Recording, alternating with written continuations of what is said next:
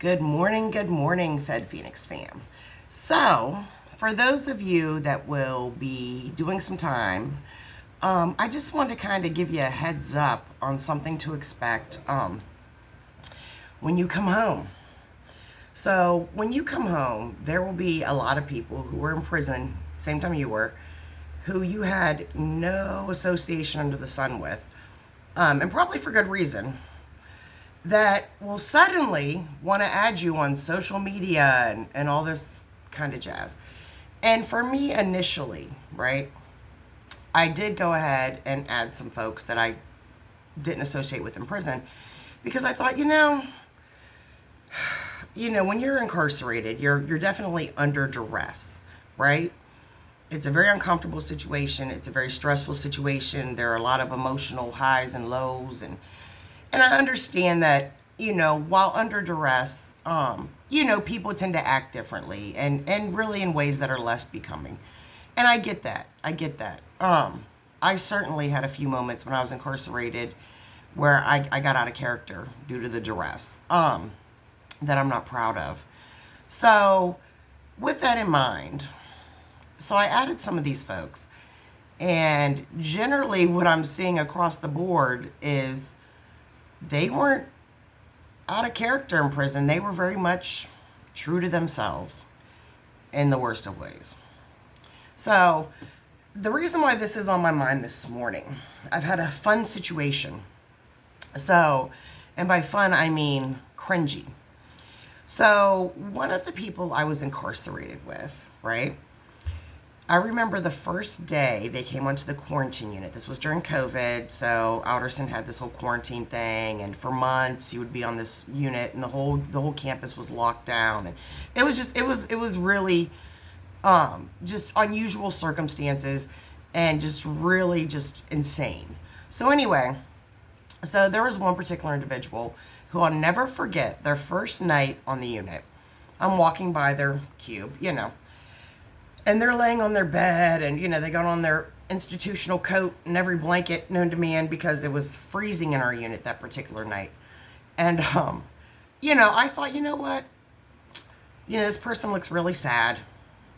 And I think I'll extend an olive branch, just to be, because we had another person who their first month on the unit, they cried every day.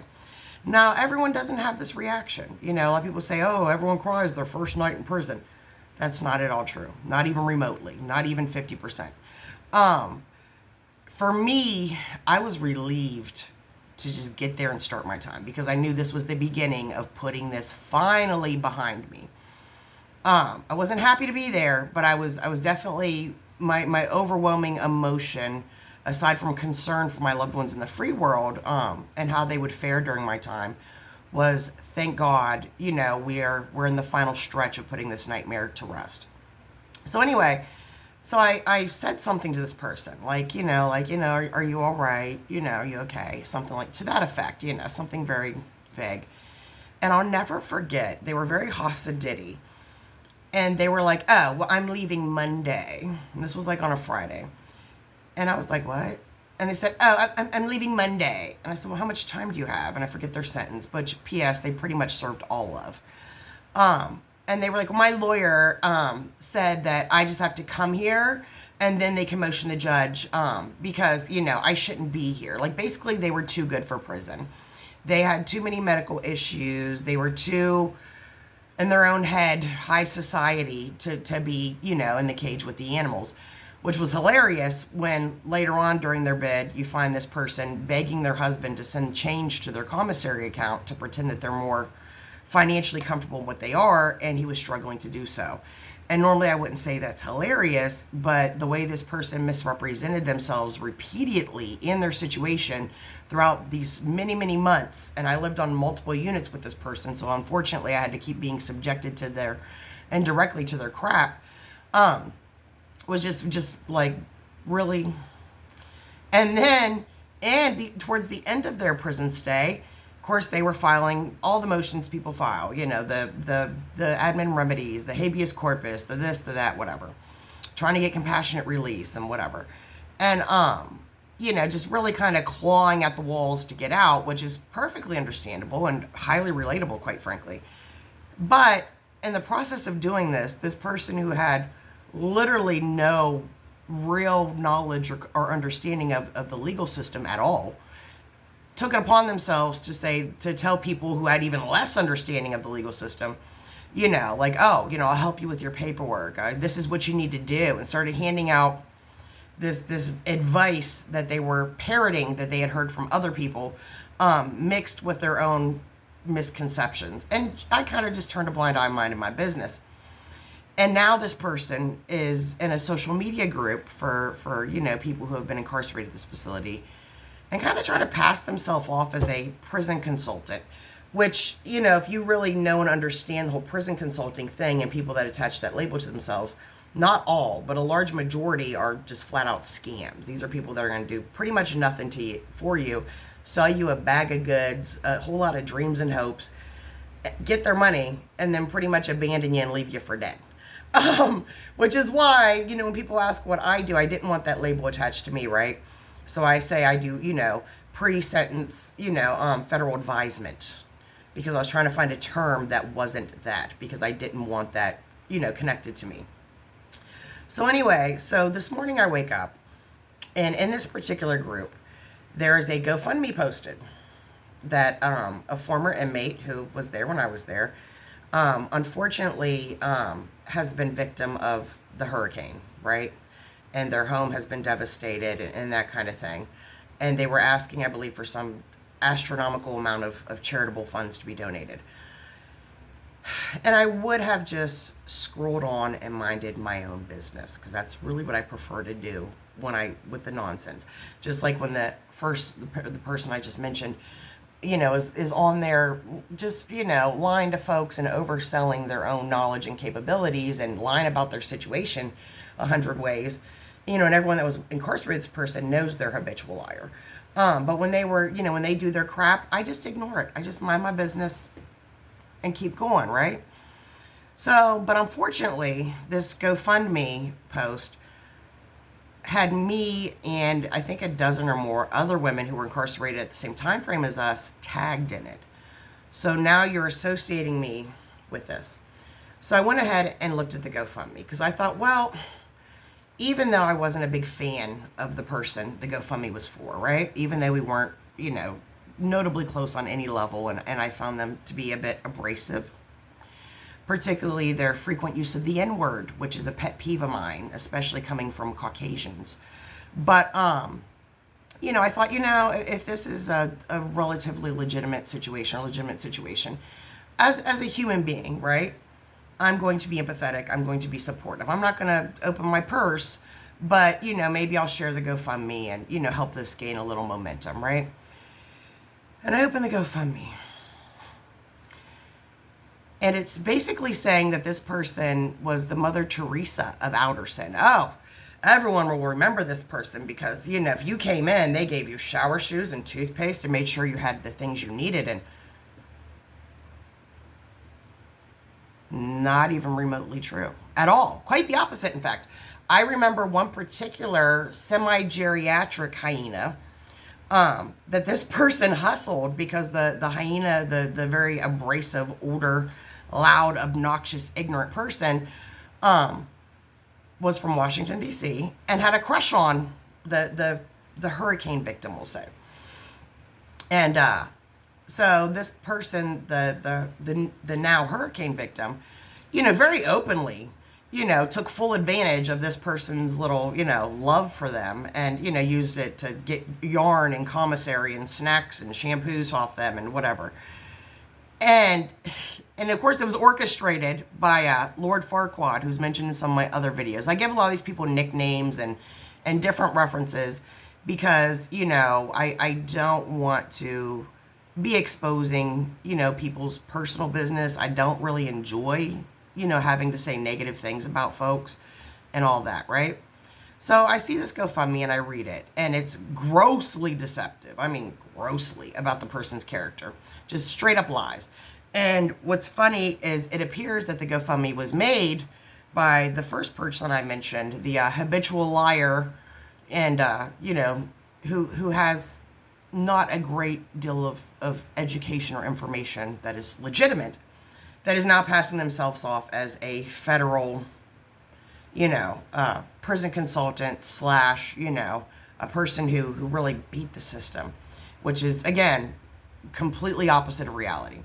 So this person who's very notoriously very dishonest and deceptive makes a GoFundMe for the hurricane victim, who we used to often refer to as Waterboy, because of a speech situation and a general kind of personality, But and some people, this person preferred to be referred to as a color, a very vibrant color, we'll say, which generally was what they referred to. I don't know, it's just, I try to just stay away from the mess, But as I'm reading the GoFundMe, and it's clearly just very deceptive and grossly exaggerated, if you're lying about this person's character and whatnot in the GoFundMe to try to solicit funds, then that's going to lead me to assume that you're also lying about the actual need the GoFundMe is for, right?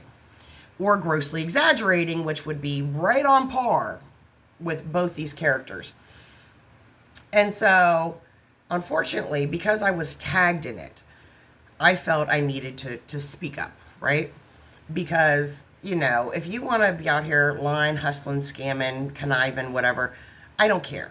As long as it doesn't affect me or involve me, I don't give a crap. You know what I mean? I'm not out here trying to expose folks and whatever. It's not that serious.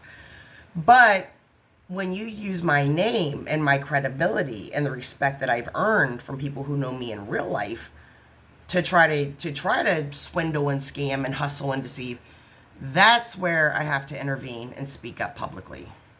So I ended up commenting on the post, not on the GoFundMe, because the GoFundMe didn't mention me, and I really prefer to just be out of the crap and just not associated with it, quite frankly. But so on the actual post, I said something to the effect of, I'm happy she's out of prison, which I am. I wish her and her children all the best. And she should certainly contact, 211 for resource info. I mean, obviously, at some point soon, FEMA will also be assisting these people if it isn't already. But then after that, I said, however, please untag me in this, because I do not want my name and my credibility tied to this, and that being used to hustle my people. I don't want to be part of any deceptive practices for financial gain. And I didn't even go into the actual character deficits that caused me to feel this way of the individual who made the GoFundMe and the individual it was for. And a person who's kind of in charge of this group, because someone sent me a screenshot, because apparently shortly after I was just blocked from the post altogether, because God forbid, right? Although I hope they untagged me before they blocked me, because again, you're not going to hustle people because they trust me. You're not going to monopolize on the trust and respect I've earned for your own shady financial crap, right? But so another person in the group who was not incarcerated with any of us, knows none of us personally, then made a comment under mine that I didn't get to see until someone sent me a screenshot, because again, blocked. And it said, oh, well, you may know a person's past, but you don't know their future, so you shouldn't, speak ill of people, basically. And although I understand this person's perspective as a person who knows none of the parties involved in real life, just what they present themselves as, I get it. But I would not speak up against something. One, if I wasn't tagged, if my credibility wasn't trying to be, exploited to scam folks pretty much, because if you're lying about the person's character, I'm inclined to believe you're exaggerating or lying about the situation. Even if you're not lying about the situation, the fact that you're lying about the person's character in hopes that this will create some kind of sympathy outpour of cash is deceptive and scammy as hell.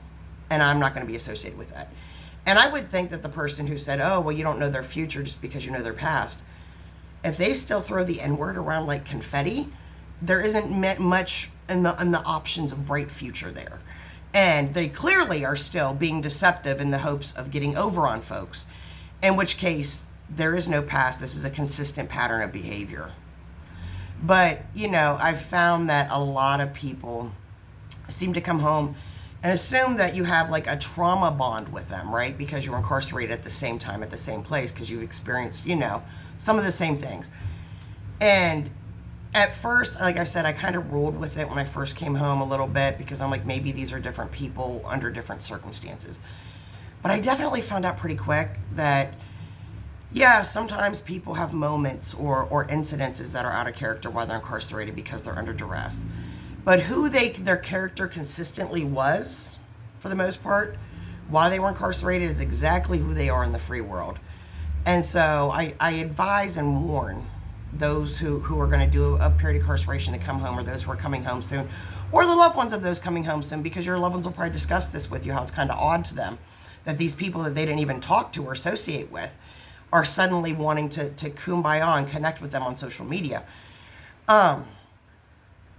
Whoever these people were, this person was, for the months or years that you observed them while incarcerated, is quite likely who they are when they come home. Sometimes worse, actually. Very, very few. A more likable, admirable, respectable individual. So, I'm just wanting to warn you all, do not get sucked into the post-incarceration Kumbyah, because it's a whole mess. And really, when you're rebuilding your life, you really don't have time for the nonsense and the distractions, right? And if you're a person of certain substance, right, you're a decent human being, in general, you don't want to be associated with people that aren't that. So, mind-blowing to me. So with that, I just wanted to give you a little insight on that aspect of re-entry and what to expect, and because it really took me aback. How the heck there was one person, of the few incidences where I got out of character, one of which was a person that I had to get semi-physical with, in a very loud confrontational situation that I was just tired of their crap, right? And of course, during which it became very apparent that all the crap that they do for attention is nothing but BS for attention, right? And so I gave them some of the attention they acted like they wanted, and thankfully after that, they decided to act like they had some sense. So, but that person has tried to friend me on social media, and I'm just like, what? Like,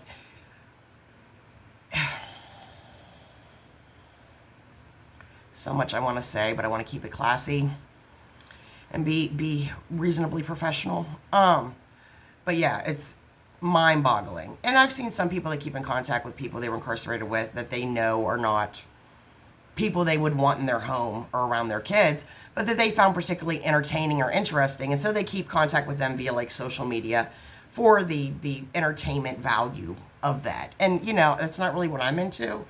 But I don't knock those who do that. I mean, it is what it is. We all live our lives, however we choose. And we're all responsible for our own happiness and our own peace.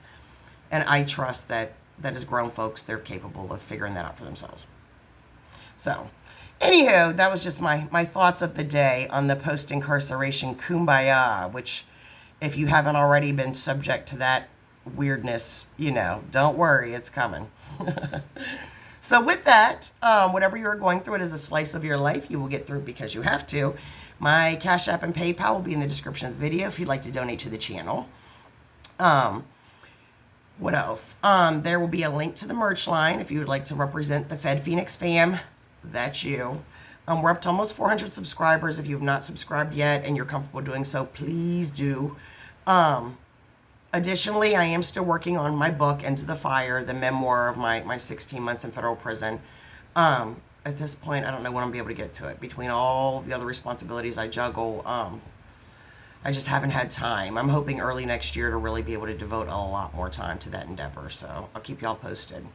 So, anywho, so that's my thoughts on this lovely morning. So, good day. God bless.